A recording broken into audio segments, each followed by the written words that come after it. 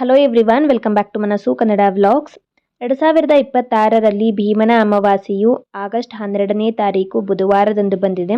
ಈ ಭೀಮನ ಅಮಾವಾಸ್ಯೆಯ ದಿನದಂದು ಯಾವ ರೀತಿಯಾಗಿ ಪೂಜೆಯನ್ನು ಮಾಡಬೇಕು, ಜ್ಯೋತಿರ್ಭೀಮೇಶ್ವರ ವ್ರತದ ಆಚರಣೆಯನ್ನು ಮಹಿಳೆಯರು ಹೇಗೆ ಮಾಡಬೇಕು, ಹಾಗೆಯೇ ಗಂಡನ ಪಾದ ಪೂಜೆಯನ್ನು ವಿಧಿವಿಧಾನಗಳ ಮೂಲಕ ಸರಿಯಾದ ವಿಧಾನದಲ್ಲಿ ಯಾವ ರೀತಿಯಾಗಿ ಮಾಡಬೇಕು ಅನ್ನುವುದನ್ನು ಇವತ್ತಿನ ವಿಡಿಯೋದಲ್ಲಿ ಸಂಪೂರ್ಣವಾಗಿ ತಿಳಿದುಕೊಳ್ಳೋಣ. ಜೊತೆಗೆ ಭೀಮನ ಅಮಾವಾಸ್ಯೆ ಪೂಜೆಯ ಪೂಜಾ ಸಮಯವನ್ನು ಕೂಡ ತಿಳಿದುಕೊಳ್ಳೋಣ.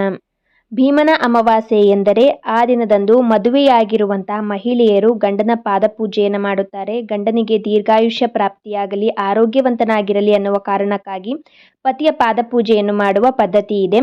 ಹಾಗೆಯೇ ಮದುವೆಯಾಗದೇ ಇರುವಂತಹ ಹೆಣ್ಣು ಮಕ್ಕಳು ಜೊತೆಗೆ ಮದುವೆಯಾಗಿರುವಂತಹ ಮಹಿಳೆಯರು ಇಬ್ಬರೂ ಕೂಡ ಆ ದಿನದಂದು ಜ್ಯೋತಿರ್ಭೀಮೇಶ್ವರ ವ್ರತದ ಆಚರಣೆಯನ್ನು ಕೂಡ ಮಾಡುತ್ತಾರೆ.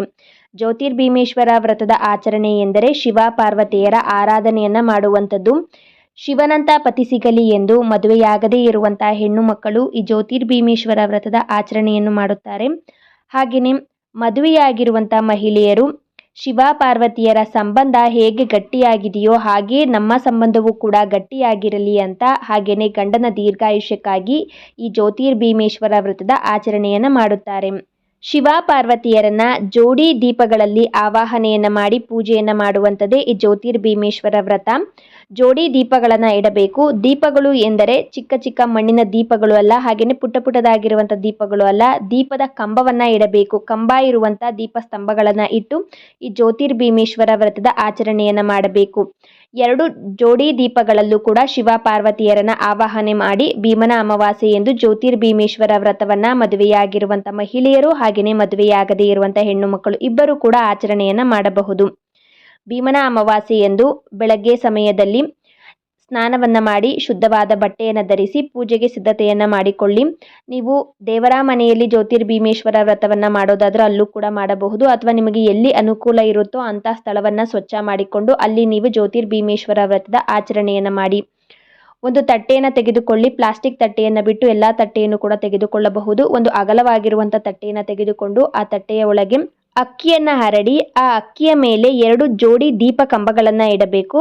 ಒಂದು ದೀಪ ಕಂಬ ಶಿವ ಅಂತ, ಮತ್ತೊಂದು ದೀಪ ಕಂಬವನ್ನ ಪಾರ್ವತಿ ಅಂತ ಆವಾಹನೆಯನ್ನ ಮಾಡಿ ನಾವು ಪೂಜಿಸಬೇಕು. ಆ 2 ಜೋಡಿ ದೀಪಗಳಿಗೂ ಕೂಡ ಅರಿಶಿನ, ಕುಂಕುಮ, ಶ್ರೀಗಂಧವನ್ನ ಹಚ್ಚಿ ಹೂಗಳನ್ನ ಹಿಡಿ, ಹಾಗೆಯೇ ಮರೆಯದೆ ಗೆಜ್ಜೆ ವಸ್ತ್ರವನ್ನ ಹಾಕಬೇಕು. ಜೊತೆಗೆ ಅಂಗ್ನೂಲನ್ನು ಕೂಡ ಹಾಕಬೇಕು. 5 ಎಳೆಯಿಂದ ಮಾಡಿರುವಂತಹ ಅಂಗ್ನೂಲನ್ನು ಕೂಡ ಹಾಕಿ, ಹಾಗೆಯೇ ಮಾಂಗಲ್ಯವನ್ನು ಕೂಡ ಕಟ್ಟಬೇಕು. 2 ಜೋಡಿ ದೀಪಗಳಲ್ಲಿ ಒಂದು ಶಿವ ಮತ್ತು ಒಂದು ಪಾರ್ವತಿ. ಹಾಗಾಗಿ ಪಾರ್ವತಿ ಅಂತ ನೀವು ಆವಾಹನೆ ಮಾಡುವಂತ ದೀಪಕ್ಕೆ ಮಾಂಗಲ್ಯ ಅಥವಾ ಅರಿಶಿಣದ ಕೊಂಬನ್ನ ಕಟ್ಟಿ. ಅರಿಶಿಣದ ಕೊಂಬೆ ಶ್ರೇಷ್ಠ, ಹಾಗಾಗಿ ಅರಿಶಿಣದ ಕೊಂಬನ್ನ ಒಂದು ದೀಪಕ್ಕೆ ಕಟ್ಟಿ 5 ಎಳೆಯ ಅಂಗ್ನೂಲನ್ನ ಹಾಕಿ ಹೂಗಳಿಂದ ಅಲಂಕಾರವನ್ನ ಮಾಡಿ ಗೆಜ್ಜೆ ವಸ್ತ್ರವನ್ನ ಏರಿಸಿ.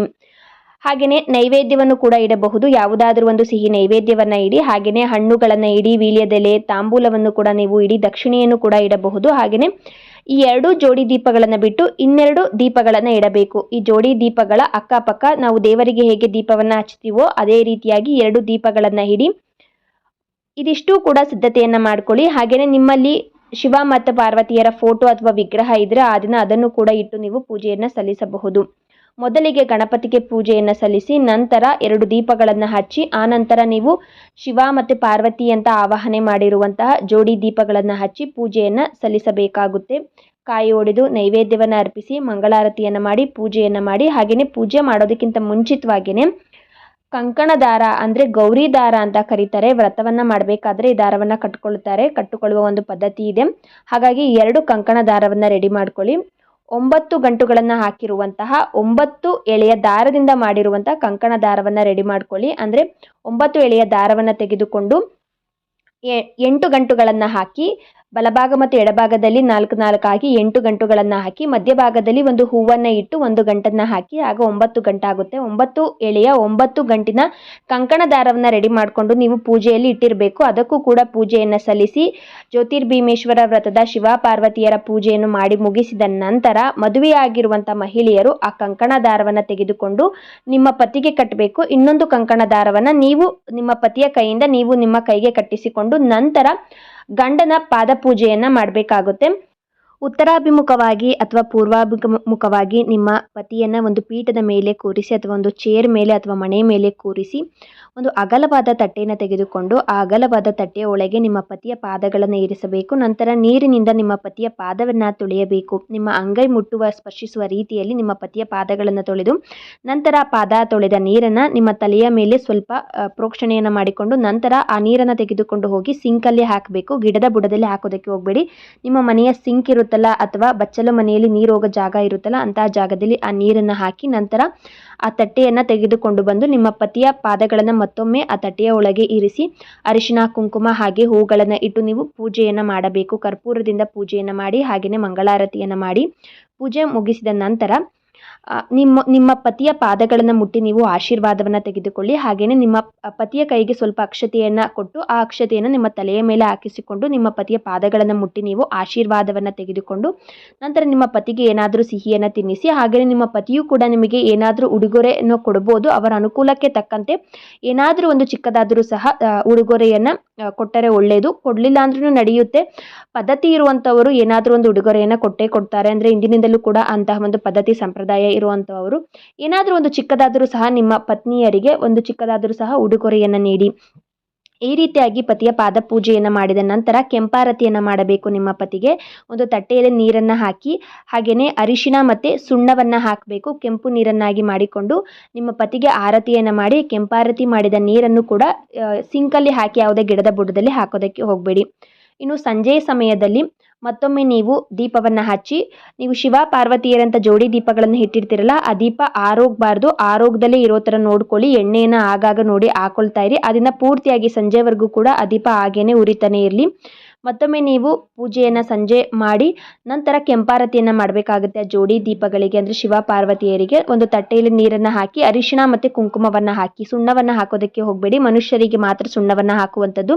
ಅರಿಶಿಣ ಮತ್ತು ಕುಂಕುಮವನ್ನು ಹಾಕಿ ಕೆಂಪಾರತಿಯನ್ನು ಮಾಡಿ ಆ ಕೆಂಪಾರತಿ ಮಾಡಿದ ನೀರನ್ನು ಸಿಂಕಲ್ಲಿ ಹಾಕಬೇಡಿ. ಯಾವುದಾದ್ರೂ ಗಿಡದ ಬುಡದಲ್ಲಿ ದೇವರಿಗೆ ಮಾಡಿರುವಂಥ ಕೆಂಪಾರತಿ ನೀರನ್ನು ಯಾವುದಾದ್ರೂ ಗಿಡದ ಬುಡದಲ್ಲಿ ಹಾಕಿ ದೀಪ ಹಾಗೆ ಉರಿತಾನೇ ಇರಲಿ. ರಾತ್ರಿ ಅದು ಯಾವಾಗ ಶಾಂತ ಆಗುತ್ತೋ ಅದೇ ಶಾಂತ ಆಗಲಿ. ನೀವೇ ಅದನ್ನು ಆರಿಸೋದಕ್ಕೆ ಹೋಗಬೇಡಿ. ನೀವು ಮಾರನೇ ದಿವಸ ಎಲ್ಲವನ್ನು ಕೂಡ ವಿಸರ್ಜನೆಯನ್ನು ಮಾಡ್ಬೋದು. ವೀಳ್ಯದೆಲೆಯನ್ನು ಇಟ್ಟಿರ್ತೀರಾ, ಗೆಜ್ಜೆ ವಸ್ತ್ರ, ಆಮೇಲೆ ಅರಿಶಿಣದ ಕೊಂಬು ಹಾಕಿರ್ತೀರಾ, ಹೂವು ಎಲ್ಲವನ್ನು ಕೂಡ ಯಾರೂ ತುಳಿಯದೇ ಇರುವಂಥ ಜಾಗದಲ್ಲಿ ಮರದ ಗಿಡದ ಬುಡದಲ್ಲಿ ಹಾಕಿ ದೀಪವನ್ನು ಸ್ವಚ್ಛ ಮಾಡಿಕೊಂಡು ಎತ್ತಿಟ್ಕೊಳ್ಳಿ. ಹಾಗೆಯೇ ದೀಪದ ಕೆಳಗೆ ಇಟ್ಟಿರುವಂಥ ಅಕ್ಕಿಯಿಂದ ಏನಾದರೂ ಮನೆಯಲ್ಲಿ ಸಿಹಿಯನ್ನು ಮಾಡಿ ಎಲ್ಲರೂ ಕೂಡ ಅದನ್ನು ಸೇವನೆ ಮಾಡಿ. ಇದಿಷ್ಟು ಕೂಡ ಭೀಮನ ಅಮಾವಾಸ್ಯೆಯ ದಿನದಂದು ಜ್ಯೋತಿರ್ಭೀಮೇಶ್ವರ ವ್ರತ ಹಾಗೆಯೇ ಗಂಡನ ಪಾದಪೂಜೆಯನ್ನು ಮಾಡುವಂಥ ಒಂದು ವಿಧಾನ. ಇನ್ನು ಯಾವ ಸಮಯದಲ್ಲಿ ಆ ದಿನದಂದು ಪೂಜೆಯನ್ನು ಮಾಡಬೇಕು ಅಂದರೆ ಆಗಸ್ಟ್ 12 ಬುಧವಾರ ಈ ಬಾರಿ ಭೀಮನ ಅಮಾವಾಸ್ಯೆ ಬಂದಿರುವಂಥದ್ದು. ಆಗಸ್ಟ್ 12 ಬುಧವಾರ ಬೆಳಗಿನ ಜಾವ 1:55 ಅಮಾವಾಸ್ಯೆ ತಿಥಿ ಪ್ರಾರಂಭವಾಗುತ್ತೆ. ಹಾಗೆಯೇ ಆ ದಿನದಂದೇ ರಾತ್ರಿ 11:08 ಮುಕ್ತಾಯವಾಗುತ್ತೆ. ಸೊ ಬೆಳಗ್ಗೆಯಿಂದ ರಾತ್ರಿಯವರೆಗೂ ಕೂಡ ಅಮಾವಾಸ್ಯೆ ತಿಥಿ ಇರೋದ್ರಿಂದ ನೀವು ರಾಹುಕಾಲವನ್ನು ಬಿಟ್ಟು ಯಮಗಂಡ ಕಾಲವನ್ನು ಬಿಟ್ಟು ಇನ್ನುಳಿದ ಸಮಯ ಯಾವುದೇ ಸಮಯದಲ್ಲೂ ಕೂಡ ಪೂಜೆಯನ್ನು ಮಾಡ್ಬೋದು. ಬೆಳಗ್ಗೆ ಕೂಡ ಪೂಜೆಯನ್ನು ಮಾಡ್ಬೋದು. ಹಾಗೆಯೇ ಸಂಜೆ ಸಮಯದಲ್ಲೂ ಕೂಡ ನೀವು ಪೂಜೆಯನ್ನು ಮಾಡ್ಬೋದು. ಆ ದಿನ ಬುಧವಾರ ಆಗಿರೋದ್ರಿಂದ ನೀವು ನಿಮ್ಮ ಮನೆಯ ಕ್ಯಾಲೆಂಡರಲ್ಲಿ ಆ ದಿನದ ರಾಹುಕಾಲ ಮತ್ತು ಯಮಗಂಡ ಕಾಲದ ಸಮಯವನ್ನು ನೋಡ್ಕೊಳ್ಳಿ. ಆ ಎರಡೂ ಸಮಯವನ್ನು ಬಿಟ್ಟು ಇನ್ನುಳಿದ ಯಾವುದೇ ಸಮಯದಲ್ಲಾದರೂ ಕೂಡ ಪೂಜೆಯನ್ನು ಮಾಡ್ಬೋದು.